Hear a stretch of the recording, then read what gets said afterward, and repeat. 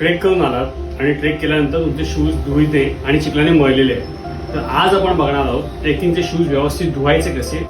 सुरुवातीला काय करायचं आहे ना, की शूजचे लेस आणि इनर सोल्स ते काढून घ्यायचे, जेणेकरून आतली जी धूळ असते किंवा घाण असते ना ते साफ करायचे.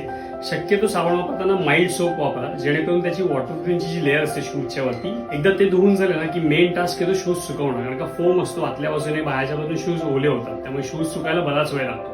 सो जनरली लोक काय करतात की शूज सुकवण्यासाठी आयदर ते टेरेसवरती उन्हामध्ये नेऊन ठेवतात किंवा हेअर ड्रायरचा वापर करतात. असं अजिबात करायचं नाही, कारण का त्याने काय होतं, जेव्हा तुम्ही हीट त्याच्यावरती शूज वरती अप्लाय करता तेव्हा त्याच्या ग्लू वरती इम्पॅक्ट होतो आणि तो ग्लू लवकर ओपन होतो, म्हणजे तुमचे शूज ओपन होतो. सो तसं न करता सोप्या भाषेत जर तुम्हाला लवकर शूज सुकवायचे असेल तर आपले न्यूजपेपर जे असतात ते न्यूजपेपरचे गोळे जनरली शूज मध्ये भरायचे.